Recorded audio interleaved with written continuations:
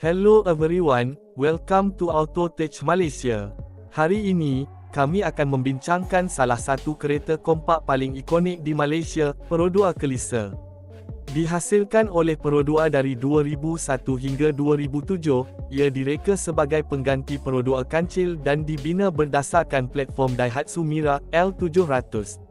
Kelisa menjadi pilihan ramai kerana ia murah, jimat minyak, dan mudah diselenggara. Dengan reka bentuk kecil dan ringan, ia sesuai untuk pemanduan bandar kerana mudah dikendalikan serta mempunyai prestasi enjin yang mencukupi.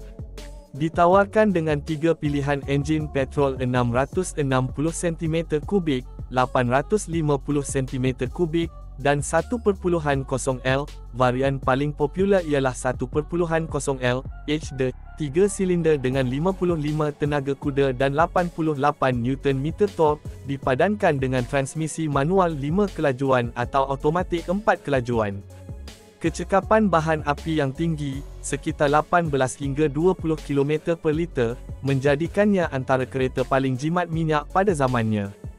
Dari segi reka bentuk, Kelisa mempunyai bentuk hatchback ringkas tetapi praktikal, dengan beberapa model menampilkan warna dua tona, rim alloy, lampu kabus, dan bumper sporty. Bahagian dalaman pula minimalis dengan papan pemuka yang mudah difahami, tempat duduk fabrik, serta pelarasan manual, manakala model lebih tinggi dilengkapi dengan sistem penyaman udara, pemain CD, dan radio. Dari aspek keselamatan, model awal hanya dilengkapi tali pinggang keledar dan zon remuk, tetapi varian kemudian mula memperkenalkan beg udara berkembar dan ABS. Beberapa edisi khas seperti Kelisa Sir, Kelisa Limited Edition, dan Kelisa Imago turut diperkenalkan, memberikan variasi yang lebih eksklusif.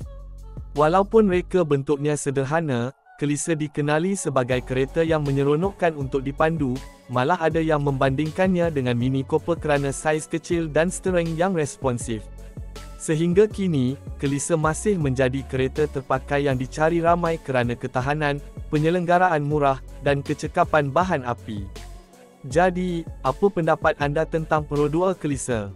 Pernahkah anda memandunya?